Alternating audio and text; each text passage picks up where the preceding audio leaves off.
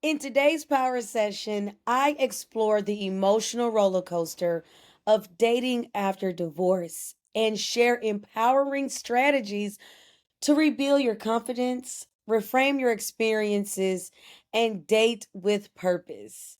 So, whether you're curious, cautious, or ready to jump back in, this episode will guide you toward a mindset of self worth and new beginnings.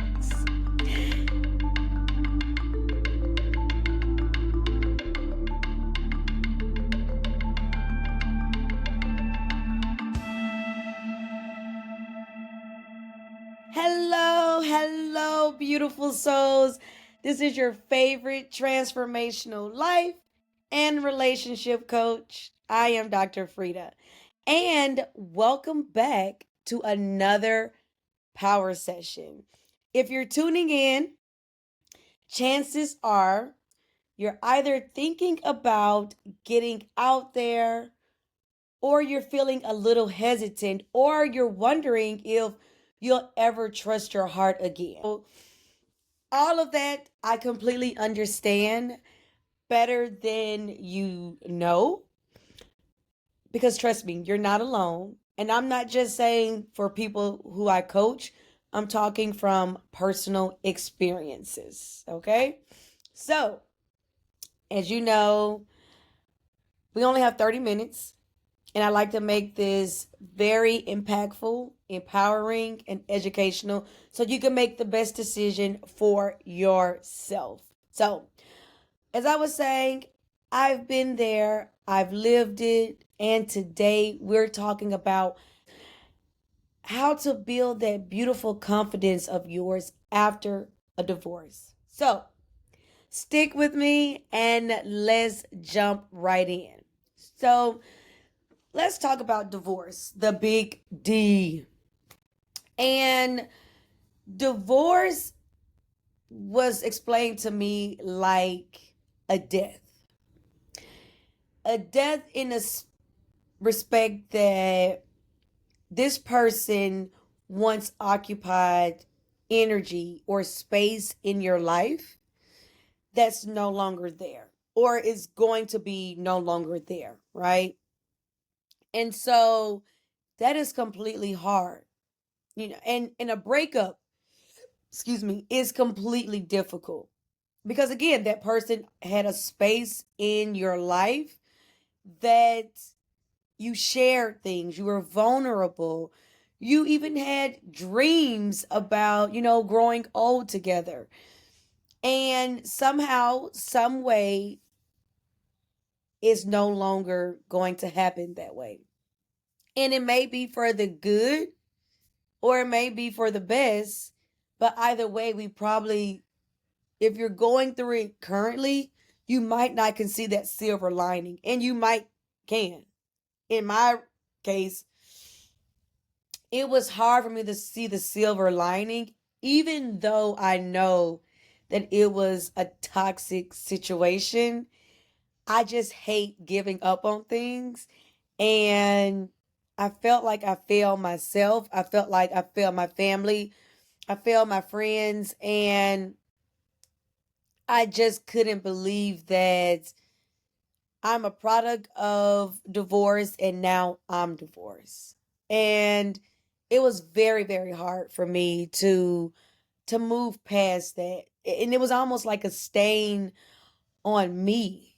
And I had to get to the point where I had to accept it at first because it was extremely hard to even accept the fact that I was getting a divorce from a person who I knew wasn't good for me, but I was still willing to put in that work because when I said I do, that was my forever. And my forever ended very, very short. So the first thing I had to do, and what I suggest or advise to my clients, is normalize the experience of divorce. And that sounds crazy because why would you want to normalize something that is so hurtful? And it's not that you're normalizing divorce like you should get a divorce, you should get a divorce, you should get a divorce. No, you're normalizing the experience and the process you are about to go on, because it is going to be a process. But the process will lead you in, if you don't fight it, will lead you into another, it will get you to that hero that you always admire, but it's actually in you. And you don't even know that you have that until you go through that process. So when I say normalize the experience of the divorce, I mean normalize and accept that you are losing a piece of once hold energy in your life at one point and it's no longer there. Okay? So you have to accept that. That's the normalizing part of it. And then I want you to reframe in your mindset that divorce is a rejection to you, but it's a redirection to where you need to be. And sometimes we want to take people along the ride that was supposed to get off 3 stops ago. And I know women do it more times than none, that, well, if I be with this person enough, then I can fix him or her, or I can change them. If that person never changed, first of all, they should change on their own. Like, they should change for themselves, not for you. And even if they never change, are you willing to stick it out with that person? And so when you get a divorce, sometimes you look like what it feels like they don't want you, and it's a rejection. And in some cases, it may be a rejection, but that rejection is a redirection to where you need to be. And you don't see it, and you may not see it right now, but that's part of the process that I was talking about earlier. And I want you to accept the common emotional hurdles. You're going to feel guilty, sadness, fear, comparison. Maybe you have other friends that's excuse me, that's still married and they're happy. First of all, you don't know what's going on in anybody's household or anybody's relationships. No, neither is any of your business.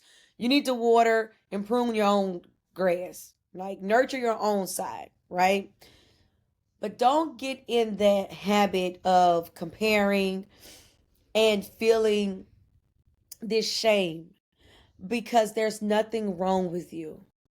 Okay? There is nothing wrong with you. It's a choice that you made and it didn't work out. But just imagine, some people never even make the leap. Some people even never make that decision or that choice. But you did. It just did not work out. And that doesn't mean that you are a bad person. It doesn't mean that you're unlovable. It doesn't mean that something is wrong with you. It means that you're about to enter into a process of a rebirth and regrowth. And how you're going to end up on the outside is completely strong and different on how you enter in. So, I want to set the tone for this podcast with the affirmation of, I am not broken, I am becoming. And again, this is a process. For me, when I went through my divorce, I took a year off of social media, dating. I went through therapy and coaching. And because I was working full time and I was getting my PhD at the same time. So emotionally, mentally, even physically, financially, it was taxing on me. But like I said, I refused to stop, and it allowed me to have some type of purpose as well. So I was still working. I was still getting my doctorate, or going to school to get my doctorate at the time. And I was going to therapy because I knew that I wasn't ready to date then. However, when I was ready to date, whenever I decided to make that decision, I didn't want to be the bag lady. You know, the bag lady that has a lot of trauma that has nothing to do with the new person that I'm with. And I wanted to make sure that I was healed, healthy, and whole before, and just remember who I am as a beautiful, strong woman and carry that legacy on. I didn't want my legacy to end as a divorcee because that doesn't define me. It was just a decision and something that happened, like everything else, right? Did it hurt? Yes. Did I move through it? Yes. And I didn't know at the time that that divorce was preparing me to be a life and relationship coach to help other men and women. And it's just amazing that at the time I didn't know. I didn't know that my failures or lessons learned, like I like to say, was preparing me for the process to serve others. And I am completely blessed that I'm able to be in this space. So I know that divorce can make you feel like you fail. I get it. Like I said earlier, I didn't say I do to say I don't anymore. Like this is not a high school relationship. Like marriage is different, right? This is a forever. But divorce is a decision to honor your future self. And sometimes it just did not work out that way. But you have to realize your worth isn't tied to your past relationships. Your story is still being written, and you are the author of your story. Like I said, when I was going through my divorce, I've had some dark nights. I had some dark days, and I had to still get up, put on my clothes, go to work, get off of work, and go to my PhD program in the evening and still go to therapy to make sure that I'm mentally and emotionally healthy because I invested in myself. Because sometimes we'll do busy work and we're still not being healed, and we get in another relationship with the same unresolved trauma and baggage. I don't know what happened to you in that relationship. I don't know if you were mentally, physically, spiritually, financially abused, all the above. I don't know. But what I do know is that people like myself and other people out here can help you move through it. There is no way to get around any type of rejection or failure or trauma. You have to move through it. That is the only way. But when you move through it, that's part of the process. And that process, it's like that rose from concrete, that beautiful diamond. You have to go through that process to see that beautiful outcome. We all want to see the other side of the equal sign without going through that process. And when I tell you that divorce takes time to get through, not around, allow yourself that time to get through it. Through it. And you are worth it. Invest that time, invest that space into yourself because you're worth it. I don't care what your ex said, what you didn't do, what you did do, and everything like that. I don't care about that. All I care about and what you should care about is this happened. I am being redirected to another area in my life that I need to work on. That's it. I'm still lovable.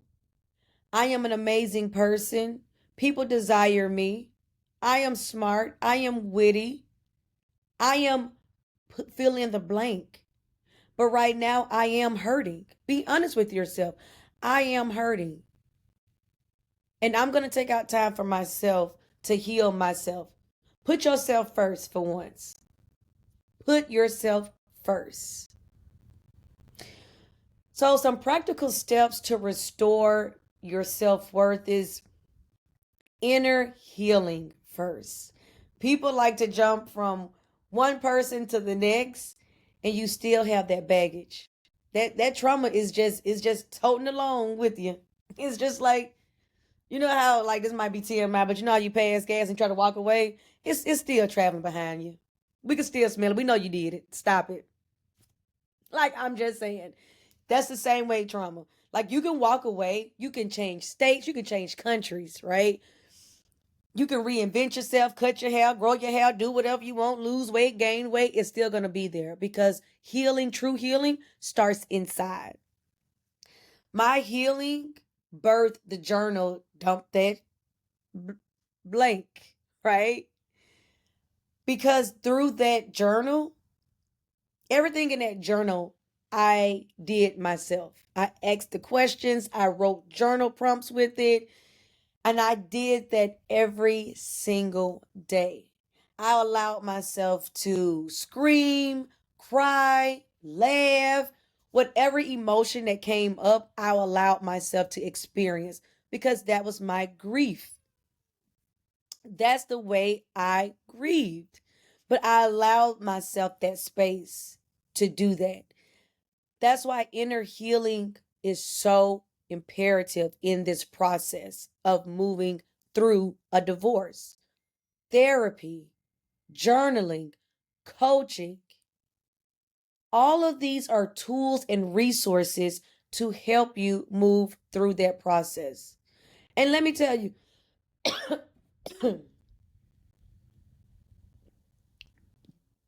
I'm not going to say it's going to be easy, but any true transformation is not going to be easy, but it's lasting. Okay? Another one is rediscover your passion and hobbies. Sometimes we get in relationships and we lose ourselves. And sometimes, we're trying to be the good spouse and we try to. My furry friend wanted to join the the podcast and drink out of my water. My goodness. But rediscover your passion and hobbies because sometimes we lose ourselves when we're dating or married to a person. And it's not a right or a wrong thing because we want to become one, but in becoming that one, we forget about what we love and what we like and what our passions are and what we enjoy doing, what brings a smile to our face. And I always like to tell people, dance like no one is watching. Draw like no one is watching. Sing like no one is hearing. Write like no one is going to read it. Get back to self. You have to get back to self to remember your own true power. You have to get back to it. Also, practice mirror affirmations daily. That's another way to remind yourself that, hey, I am a badass. Or, hey, you know what? I am strong. I am a survivor. I don't care what anybody have told you in your past. I don't care if you don't even feel that way right now. Say it every single day. Because your mind's job is to obey what you're saying. Your subconscious job is to manifest what you're saying. Say it every morning, every night before you go to bed. When you go to bed and you go into that deep sleep realm, before you get to that point, I want you to say something positive about yourself. Because what's happening when you get into that sleep realm, your subconscious is remembering that. Is recoding that domesticated version of yourself. That's what it's doing. Do that daily. And then create a win list. I don't care how big, I don't care how small it is. Every single day, I want you to create a win list, even if it's one thing on that list. You know what? I woke up today in a great mood. That's a win. I don't care how big or small it is. Today, I cooked a full meal by myself. Today, I took myself on an amazing date. Today, I laughed at a joke that I created. Today, I picked up another hobby. I do not care how big or how small that win is. You owe it to yourself to remind yourself of how far you're going. Every single day. Every single day. And don't count yourself out. Like, stop treating yourself like you a cheeseburger when you really a double quarter pounder with cheese. Period. And I don't even eat McDonald's, but still, that's it's very familiar. Everybody can get that one, right? Everybody can figure out that analogy. But stop playing yourself small. Stop it. Like when I coach people, if when they start talking reckless, and I mean reckless, like talking bad about themselves, I have to cut it off. Because I don't know anyone that is stupid, dumb, ugly, I don't even be around or attract disempowering people who see themselves in that way. Because if I literally can see people in their finished product. I can see victory. I can see empowerment. I can see strength. So my job is to help to remind you of your own power. That's it.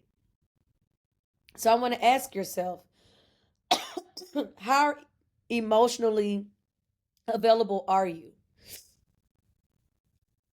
Do not go and run and get into the first date until you date yourself. Are you dating to heal or dating healed? It's a difference. If you're dating to heal, you're going to continue to pull that trauma along with you. But if you're dating healed, now you can go into your next partnership knowing, okay, I don't want this because I had this in my previous marriage, right? And I know exactly what I want because I'm healed. I'm healed, and I thought the cool fun guy or the jock was the one. No, I want someone that maybe just it's okay staying at home and we can watch movies. Whatever that is for you. I'm okay to setting boundaries. I can recognize red flags. That is dating healed versus dating to heal. There's is no one's else responsibility to heal you. That's your responsibility. I'm here to help, but it's ultimately your responsibility. People like to be victims because it doesn't make them accountable for their own actions and decisions. No. When you come to me, I'm holding you accountable because I see your greatness. You just have to remember your greatness. All right? So when you rebuild from the inside out, you don't date from desperation. Like, oh God, I don't want to be alone. Nobody wants to be alone. But you just don't want to know anything either. You date from an overflow. When you date from an overflow, you attract what you really want, what you truly deserve, not just what you say. Confidence isn't about being perfect. No one is perfect, but it's about being anchored in who you are.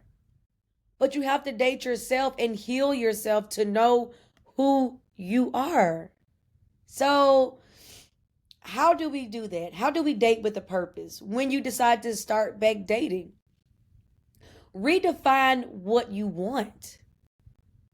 I remember when I manifested my life partner, I wrote a 2-page single space letter, and I was very specific. Like all the way to how I want him to make me feel, the jokes we're laughing at, the music he listens to, every single thing. But that I wrote that letter in 2018. I didn't meet my partner until 2020. But I had that time to heal and clean up everything that no longer served me. Because if I was still holding on to that baggage, I wouldn't even have manifested my partner because he was not even in that space. Right? So redefine what you want. What do you want? You know what you don't want. You divorced that, or that person divorced you. Like, you know what you don't want, but what do you want? Be crystal clear. What do you want? I can't answer that for you. Your friends can't answer that for you. Society can't answer that for you. Only you can. Be clear. What do you want? Also, healthy boundaries are sexy. They're not harsh. And if a person can't respect your boundaries, then that's a red flag. But you should know that. Watch for green flags. This is when the healing comes in. When you're completely healed, you're not pushing people away. The green flags are great. That's kindness, emotional maturity, consistency, right? You want those green flags. You don't want the red flags, the lying, the cheating, the disappearing, the ghosting. You don't want that. And lastly, don't rush. This process has no time limit. The beautiful thing with time is that it's always there. You just have to wait on it. So don't rush it. Date yourself first. So when you do meet your forever person, then they're not completing you. No one should ever complete you. You should already be whole. They're just coming in as an addition to an already beautiful life. That's how you date healed versus dating to heal. So think of dating like a beautiful garden. You're not planting just anything. You're planting what aligns with your future. You are interviewing people for a lifetime of positions, not a seasonal role. This is just not some extra you're going to have in and out your life. This is a forever partner. Key word is partner. So take your time to find and plant the right seeds and nurture it. Talk to it, communicate, grow with it. This person is going to be your life partner. But that starts with self first. You attract what you are. That's a universal law. And that's how it works. So, let's recap what we talked about today, or what I talked about today. So, divorce is not a dead end. People just be like, oh, I got divorced. My life is over. A lot of times your life is just beginning. You thank the heavens that that person is no longer in your life. Because sometimes it could be a yoke around your neck. I'm just saying. Divorce is not a dead end. It's a new beginning. You just have to embrace it and not fight it. The longer you fight it, the longer this process is going to be. I'm just telling you. So I want to give you another affirmation. And these affirmations you could take and say every single day, in the morning and in the evening. But this affirmation I want to leave you is, I attract love that honors my healed heart. So I'm talking as if it's already happened. Again, you may not even be there yet, but the key word is yet. So you attract love that honors your healed heart. I attract love that honors my healed heart. So I did the work. A million other people have done the work, and so can you. And I'm here to help you. Okay? And so is Miss Peaches. She wants to join in too. Okay? So for more support, you can go to my website. The information will be in the description below. But you can join my free private community. It's called the Love Lounge, because that's what we do. We give and receive love. And also subscribe to this channel, because I post weekly. And share this video with someone who you think can benefit from it, because I'm building a community of reminding people of their own true power. Because you're a powerful person. You're an amazing person. You are powerful beyond your past. You are worthy of love that feels like peace. I want to thank you for spending this power session with me. And until next time, I want you to keep rebuilding, keep believing, and keep loving, starting with yourself. I'm Dr. Freda, and I'll see you next week.